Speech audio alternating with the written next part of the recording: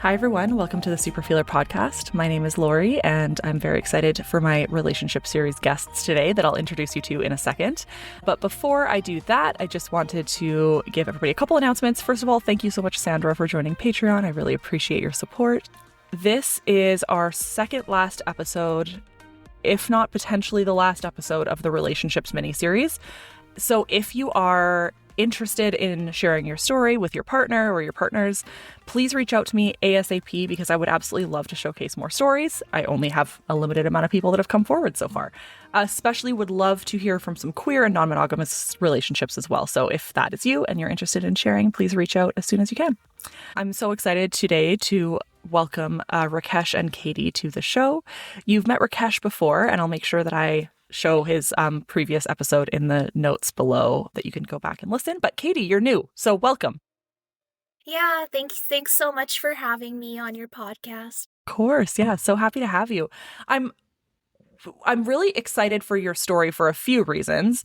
One, I'm excited for everybody's story, let's be real. But I'm very excited for your story for a few reasons. One, because it's a newer relationship. And two, because you both have BPD, which is not the case with any of the other relationship series episodes. And we know Rakesh's story. And so I'm wondering, Katie, do you want to just tell us a little bit about your BPD story in a nutshell, just so that we can kind of get some context? Yeah, so mine was I got diagnosed. I was in a treatment center in Texas, actually, and I got diagnosed there. I was in an inpatient treatment center and got diagnosed by one of the psychiatrists. And at the time, it was like I was really confused. I had no idea what it was. And it was still a couple years after that I did the DBT program. And then of course my involvement with BPD Society of BC. I've been facilitating with them for a little over 3 years. So yeah, that's kind of my BPD story in a nutshell.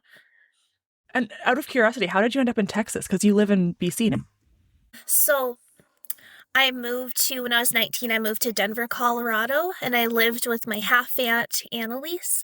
And then I was there for about 8 months. I was working, and my mental health was just really bad. And from there, my family sent me to the treatment center in Texas. But I have dual citizenship. I also have US citizenship. So I lived in the US for close to 2 years in my early 20s. So that's how I ended up there. But yeah, it's a bit of a wild story, in group when people ask me how I got diagnosed and stuff. And yeah. Well, maybe I'll have to have you come on and do a solo episode and we can dive into it more thoroughly because I'm very curious. Yeah, sure. Awesome. Well, thanks, Katie. Yeah. So maybe I'll start with Rakesh on this first question here, but how did you two meet? Okay, so I met her before walking. So I went to a BPD Society peer support group. I met her there, and they were really nice to me and supportive. And that time I didn't know that's we gonna be together at the end of the year, but it was just so unexpected in my life, and she really supported me while I was on walk. We've been talking on walk for since 4 5 months. She's been twice a week or once a week. She's gonna ask me how you're doing and everything. She if you need anything or you need any support, let us know. And it was really interesting. So when I came back, and then suddenly something changed, and we got together. And it was kind of best year I have 2026 now. Aw, that's awesome. Well, you've done a lot in 2025 and 2026. Yeah. I'm not surprised. For those of you who have not yet listened to Rakesh's previous episode, when you say you went for a walk, maybe you should clarify what that means. Oh, Go yeah. ahead. Okay, I did walk across Canada from Vancouver to Toronto. And it was it took me 5.5 months to walk there. And the walk was really, kind of raw because it was filled with challenges. And being a BPD person, it was really hard because you have to face your own, kind of layers of your BPDs. It was really interesting to see how much depth we have in a pain and strength. That's what I found about that walk.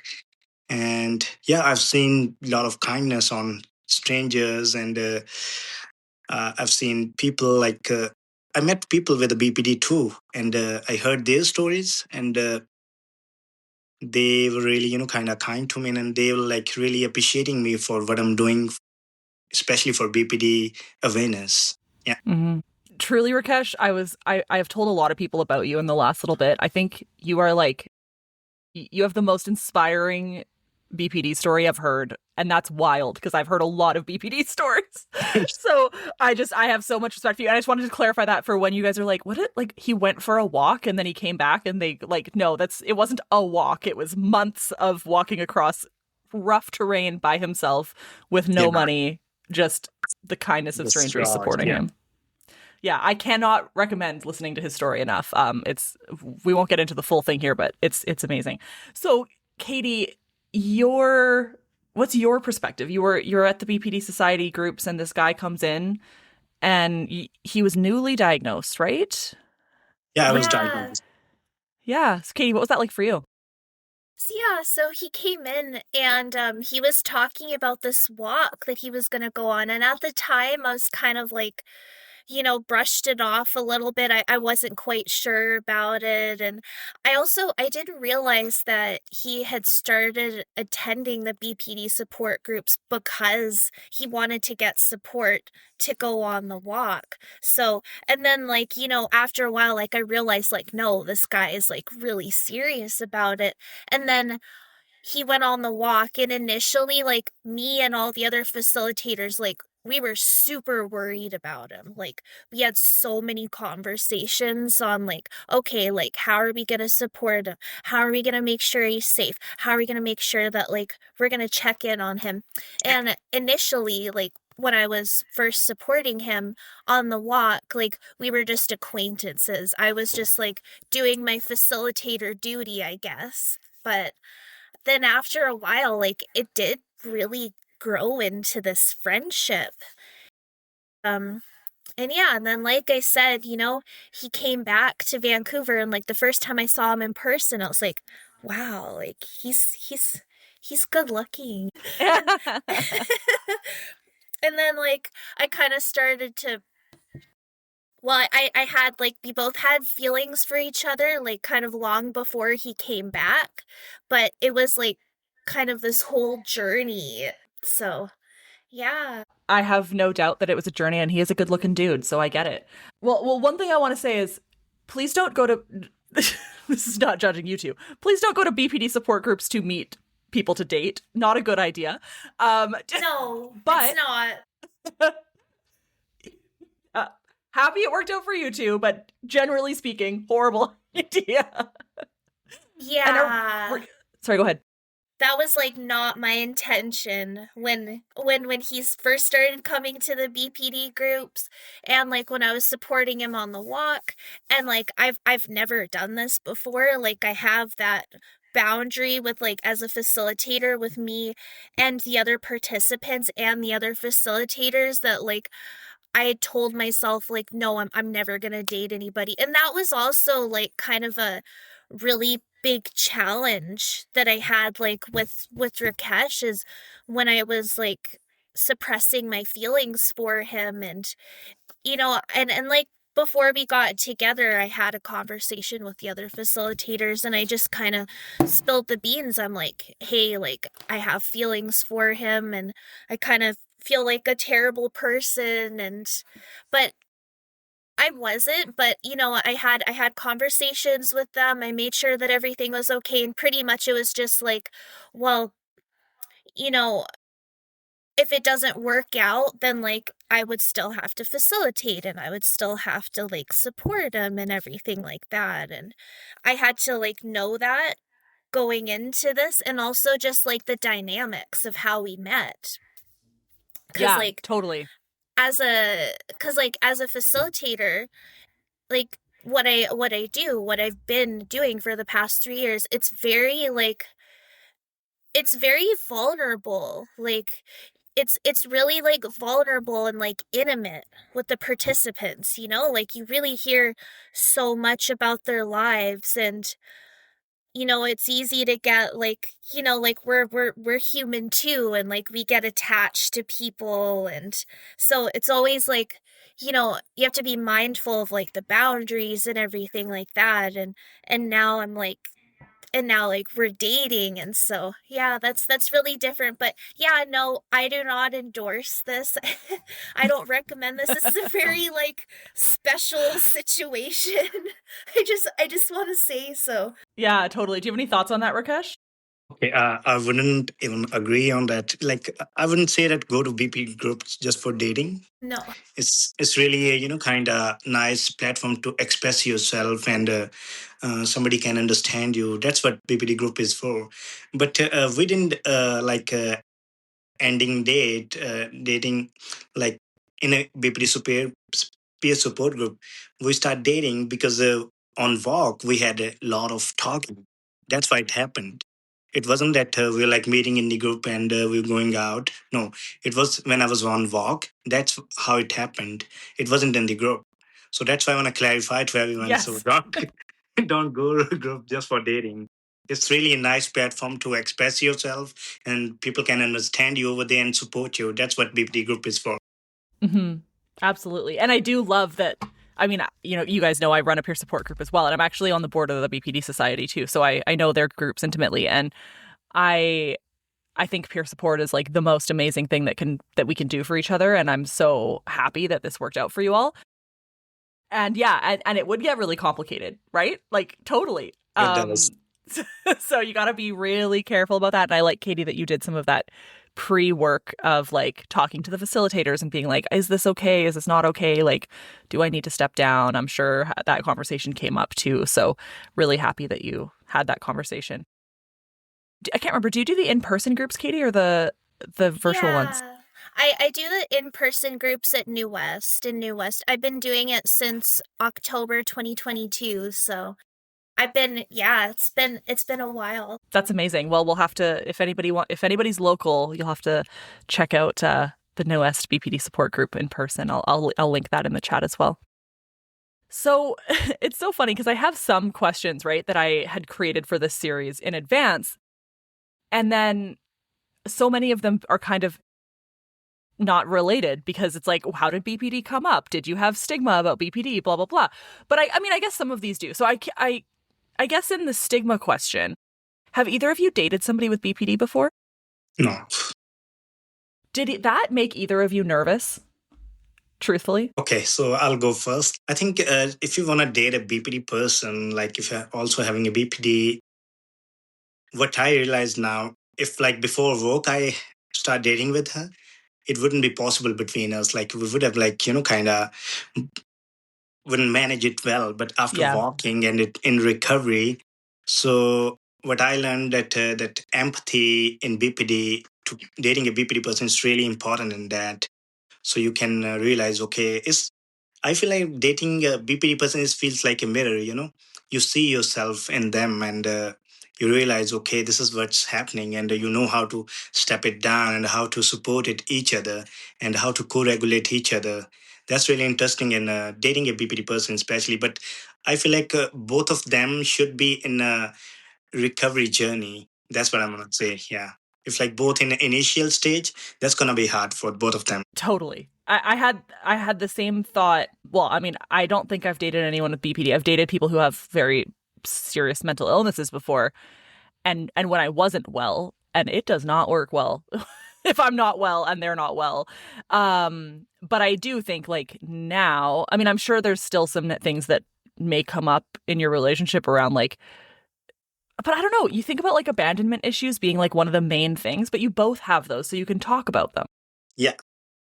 Which is kind of amazing. Yeah, she really supports me, and when I go down, she supports me really well. And when she goes down, and we're like helping each other to grow. Yeah, Relationship. That's what's happening. It's really getting interesting, and really enjoying this kind of kind of relationship with her.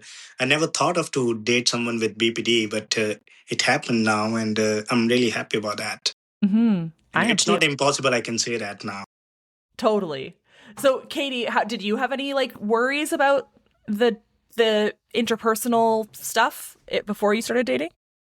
Yeah, just about like the dynamics about how we met, like the facilitator participant kind of You're dynamics, right. and that like a little bit of worries about like because he was struggling a little bit before he went on the walk, and just how I would navigate that as his partner, and also just like my own struggles. But like I said, we're both in recovery, and like we both talked about all these things, and yeah, it is interesting, like, how we met.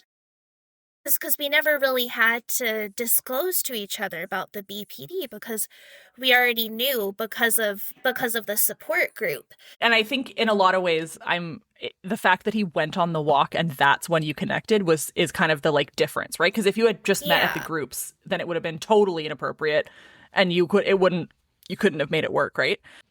So, what does like a healthy relationship look like for you two? A lot of communication, a lot of like, okay, so we're both in BPD and we're both in recovery. We have like different things that we do for our own personal recovery. Like mine is I did the 1 year DBT program. I'll still practice my DBT.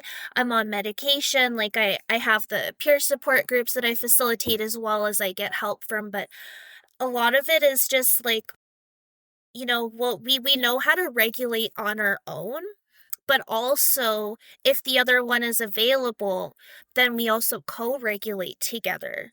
And like any issues that come up, because like with him being in like my first healthy relationship that I've ever been in, I still have a lot of like wounds from past partners. Like just the other day he was really exhausted and he had a nap for like 7 hours and he was supposed to call me, and that like Mm, kind of triggered my abandonment issues a little bit.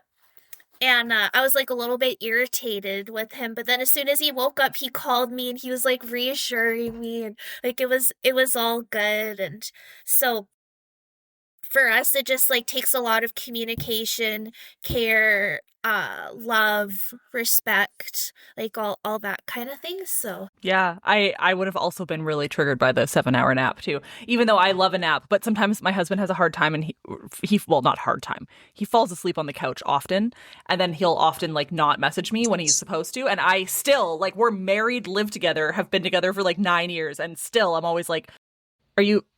Where are you? Did you die? Are you leaving me? Like what's happening?" yeah. So yeah, I definitely get that. Rakesh, how about you? What does it look like in your world? Okay, so as you know, like everybody has a different path of recovery in BPD, and I had a different one. But what I learned on the walk that because I had a lot of time to think that time. Yeah. Yeah. So what happened? I was trying to figure out what happened, like why every relationship I had in past, I ruined it, or I kind of leave it, and all that happened because I had a lot of expectations, right? That I was expecting in a different way. That I was trying to being, kind of please them. You know, as BPD, you like pleasing people Yeah. like a lot. So I was doing that a lot, and because they just taking at it as a granted person, and they're not giving me back that thing, and I was always struggling with that. But then I came back, I was like, and then the Katie we met, and then I had a thought in mind. I was like, okay, I'm not gonna kind of ruin this one. I'm gonna learn about Katie more, Mm, as much as I can, so I can kind of support her. And as soon as I learned the trick that in relationship you don't need to change your partner, you need to change yourself. That's how the relationship grows, because we expect others to change, but we don't change ourselves. That's what happens when we kind of had a splitting things, or abandonment issues and other BPD symptoms. So this learning that walk, it taught me really well how to build a healthy relationship with that. There's nothing big things. You just don't expect much. Like other person is doing his best as yeah. much as he can, right? And love them as they are. Don't trying to change because I can change myself. I have in control, but I can't change control other. So that's what I learned that in BPD is that so that these kind of things like really helping me to grow this relationship in a healthy way, and we're really good and we're really like co-regulating each other every time. Yeah, she had sometimes meltdowns, but what I do, like I stay over there. I know, like I don't leave that time. Yeah. I'll say like, okay, I'm gonna stay here. Whenever you feel like calm, so we can talk. And she does the same to me. She doesn't leave. She just stay over there. She stay calm, and she's like, okay, whenever you feel like talking, so we talk to each other. That's what it is. Yeah. I find that physical presence to be so helpful. Yeah, it is really Even helpful. if you're not talking, it's just like, I'm still here for you. Yeah, the presence is everything. Yeah. Yeah. So, have you found anything particularly difficult about being in this relationship, like from a BPD perspective? Oh yeah. In a BPD, like I found out, like BPD is really a different for each other. I was Right. the Yes. one like I had a quiet one. So whenever I had a meltdown, so I go quiet, and she has a different way of expressing the BPD symptoms. So that's what I find out. It's not, I would say, like difficult, but it was new to me, and I'm learning about that. That's what I want to say. And she also find out that oh, you go quiet, you don't say anything that times. Like I'm like that, and I didn't know that BPD has different kind of kind of uh, traits. Like somebody's like a- anger issue, somebody has quiet, somebody has kind of violent. That's I never heard about that, but I learned new thing with the BPD from Katie. Yeah. Yeah, that's really cool. Katie, how about you? Anything that's been particularly difficult? Yeah, just like sometimes like co-regulating or like things like that. But we're like learning from each other, and I guess like some of these worries, and then I guess the most difficult part for me was like initially getting together because like Yeah. I had a lot of fears, and I had I was like suppressing my feelings, and like that was really hard for me. But I mean, for the most part, like day to day we are pretty good together, and we have like happy and peaceful days, and then like but yeah, there have been like hard times and everything, but just trying to co-regulate together, trying to give each other that space apart. Sometimes like even like he'll go in my bedroom, or I'll be in the living room or something like that, and then we come together and just kind of talk about it afterwards. So yeah, there is difficult times sometimes, but like the love and respect and support that we have for each other and communicating really makes all the difference. Yeah, I think that's the theme of this entire series, honestly, is just that the communication piece is the number one key. Yeah, that's correct. And I mean it's come up in every single interview, and I love, especially for you two, that you probably in some ways it's almost easier, I would think, because you have similar language about what's going on. Oh Right? yeah. Whereas if you're trying to communicate with someone, like, if I try and communicate with Aaron, like, he obviously now he knows most of the language, but if I were to say like I'm splitting, he probably wouldn't have known what that was, or like even the word dysregulated. When we first got together, he probably didn't know what that word meant. Whereas neither of you would have had that problem. No, we really understand each other in that kind of language because yeah, but one thing I want to say, like to understand BPD person, like we don't see a present story. We need to suppose to see, like kind of the background too. So that's how you can kind of regulate in a best way, because most of the time, like she has a kind of meltdown, but all comes from past relationships, and I understand that's hard for her to kind of to trust in really new relationship, but we are getting to it, and we more I know about her, and more I kind of help her to kind of regulate those things. Yeah. And to know what those past relationships looked like, Yeah, right? she. Because you Yeah. don't know. No, I don't know. So that's why, like, we're learning each other's about like life, and how the things happened in past, so I can help her to kind of to get rid of those traumas, and become more kind of healthier relationship in this BPD. Yeah. Katie, Do you mind, like, out of curiosity, do you want to tell us about any of the stuff that you're kind of bringing from previous relationships or what those looked like? Yeah, pretty much just like kind of in a nutshell. I have a long history. I guess it is like partially because of my BPD of like being in like a lot of toxic and like really bad relationships where like I was hurt either mentally, physically, emotionally, and things like that, or I was made to feel like my emotions were like too much, or they would oftentimes like make my BPD much worse. Like my last relationship, he never told me that I love you. And we were together for over 9 months, and I was constantly spiraling. And I even had to take a break from facilitating. And even the other facilitators were like, wow, like we've never seen you like this, Katie. Like, this is not okay. And it was like even before that. And yeah, just kind of like that kind of history, as well as like childhood trauma and everything like that. So I am like working through a lot. And yeah, a lot of times when I get triggered, it's like, you know kind of the classic BPD. It's like I'm either tired or I'm hungry, and like something that Yeah. like if I was feeling better, like it wouldn't like normally like I could handle it. And but like normally those are kind of the two big triggers for me. And then something will happen, and then it'll just like remind me of either my childhood trauma or like of a past relationship that I've had. And then like that's really hard for me, and then I kind of have to work through that. And also like for me there's kind of the added layer of shame almost. I also sometimes feel like because of how we met, that dynamic, that I should be like more well together, more like better off or more stable than he is.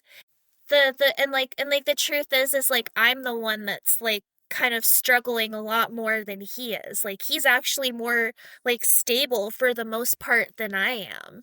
But I have my own ways and my own coping and everything like that. So it's just different, I guess. But Yeah, thanks for sharing that. How old are you, Katie? I can't remember how old you guys are. I'm 32. Yeah, we're both Oh, 32. me too. Me too. Awesome. Oh, Yeah. that's cool. That's Look at cool. us. Yeah. Yeah. Yeah, I really appreciate you saying that, Katie, around like feeling like maybe you should be like more well because you were in a facilitator, blah blah blah blah blah. Like I know that you hold on to that, and I want to like give permission for you to just release that, because peer support isn't about like a hierarchy of wellness, right? It's not about like I'm the facilitator, therefore I'm more healthy than you or whatever. And I know you know that, but just to say it out loud. Yeah. Thank you. Like, I know it's a peer support group, but sometimes as a facilitator, it is hard to bring up topics sometimes because you feel like, oh, that space should be like I'm the one helping them. But really like it is very much a give and take. So that's all I was gonna say. Yeah, you know what? That happens all the time in the Super Feelers Club as well, because I'm the facilitator of that. And I've heard like a lot of times participants being like, Lori, do you want to share anything? Because I'm always the one waiting until the end for my own stuff, right? Like I'm always happy to like support others. But when it comes to my own problems or things that I want to talk about, I usually hold until the very last, like if nobody else wants to talk kind of thing. And it's funny how many people that have attended over the years have been like, no, we want to hear from you. Like we want to hear your stuff too and help you. So that give and take is there. But yeah, it's an interesting dynamic for sure. Are your guys' families around? Like, I don't remember, Rakesh, what your family situation is. Okay. My family is all back home. Okay. In I India. live alone here, yeah, in India. And my sister, one of my sisters, she lives in Halifax, Okay. Nova Scotia. And I came here as, like as an international student here. I was just, kind of being a guy, immigrant who came here with a dream of, kind of to better life. But I didn't know that I had a BPD back home. I was just struggling 18 years without knowing that I had a BPD. I was just playing myself. And then, thanks to CAMH Hospital, they are the one who diagnosed me with BPD. And Changed then everything. yeah, it really changed everything. When I knew it like it's BPD, then it was a big relief of my life. I was like, okay, thanks God. I know something has happened with me. Like now I know.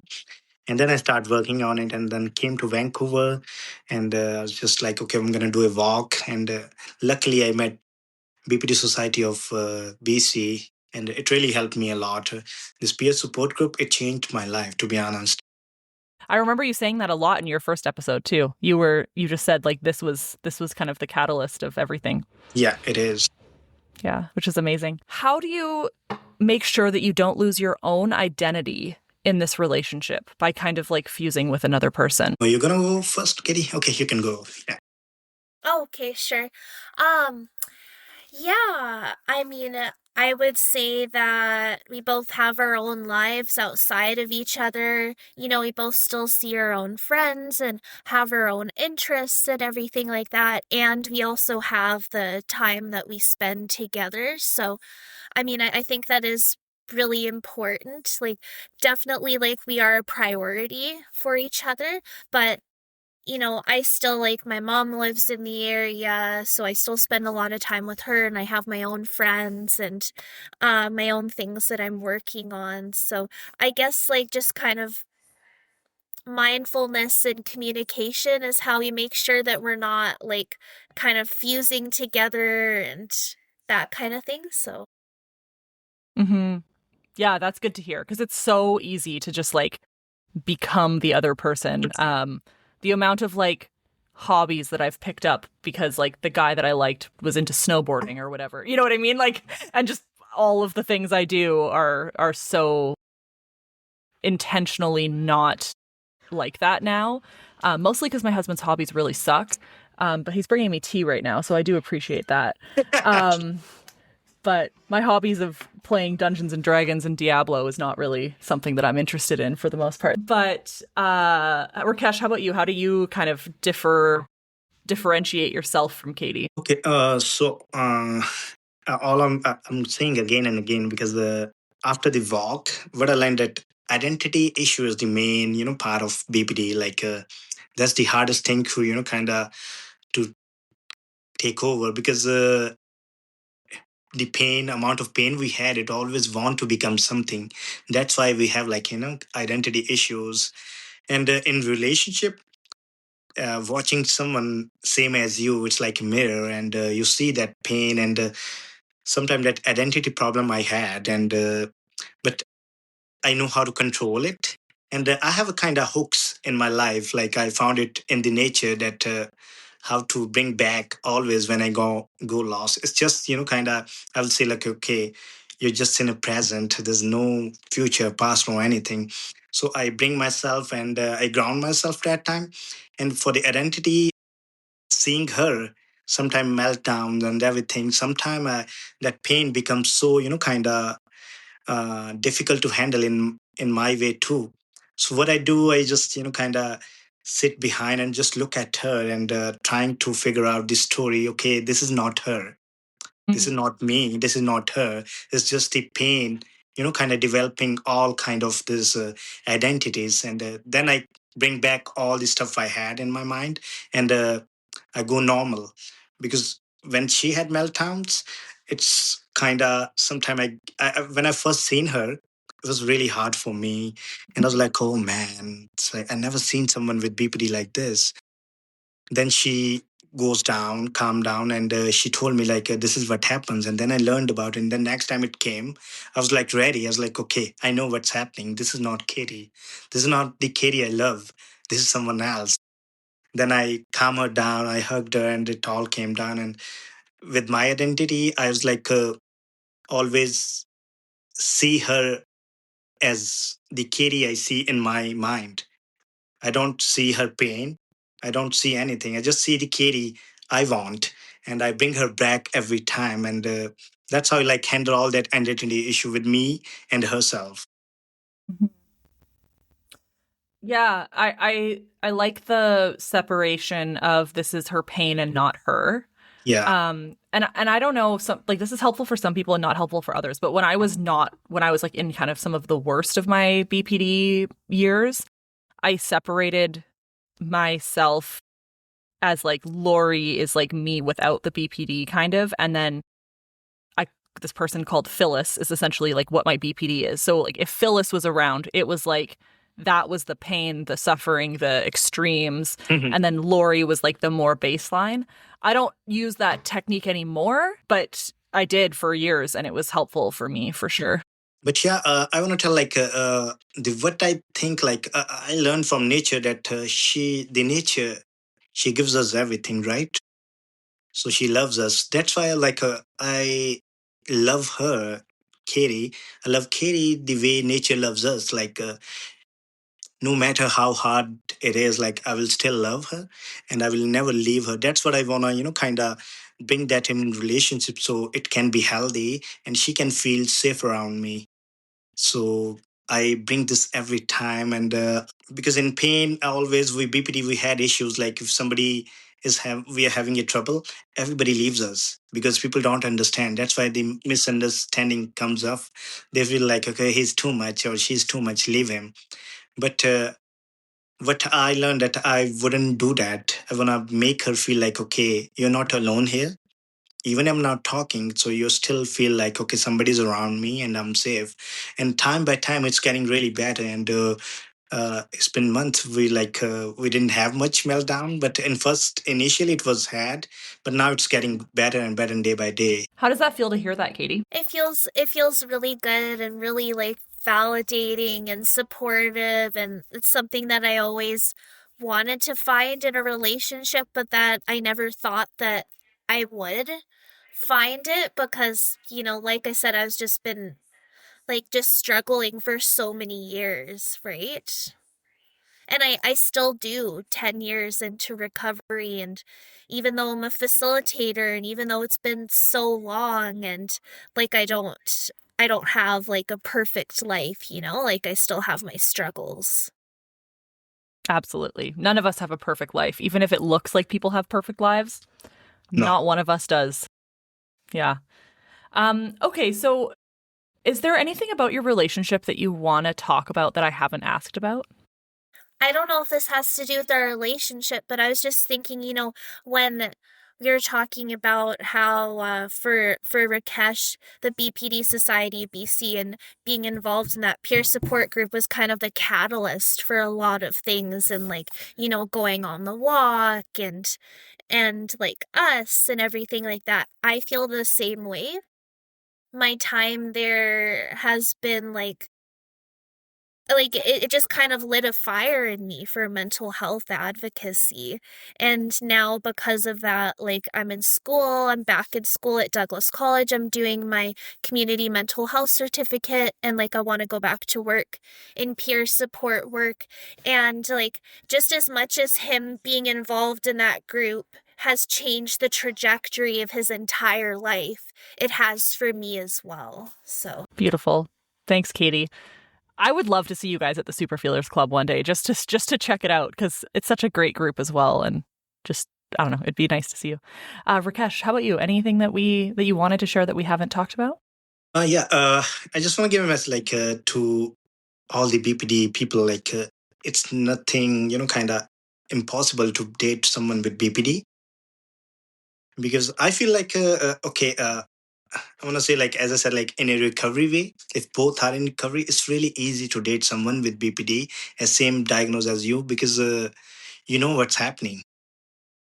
And I know when she wakes up, and if she had a night sleep, I will ask every time, okay, did you have a night sleep? If she says no, then I'll be like, okay, I'm gonna be careful with that. And if she had, then like, kind of do have fun with her, like we kind of mess around. That's what we do. Like, so these small things, if you notice in relationship, it's Yeah. really kind of uh, building a healthy relationship.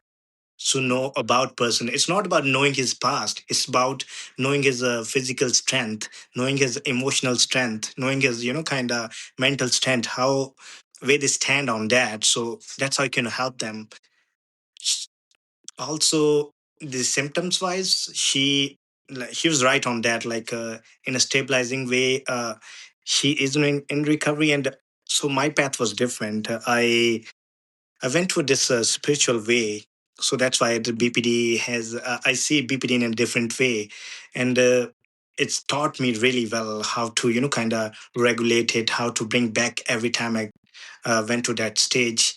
I think what's so cool about you two is that you're showing that two different kinds of recovery can happen and that they also coexist within a relationship. Mm-hmm. Yeah, that's awesome. I would definitely agree with Rakesh is that like the only reason why our relationship works is because we're both in functional recovery, like, and we have that commitment to each other to understand each other, and again that communication piece and everything. So, and yeah, our recovery does look different, but yeah, like I would say that for any BPD person, like the key to having a healthy and happy and fulfilling life is that recovery piece, and it does look different for everybody. Like, of course, DBT is like kind of a big one for a lot of people with BPD, but not everyone with BPD that even works with. Like, it all just, like they always say, like you can just kind of take what you need and leave the rest, right? Yeah. Absolutely.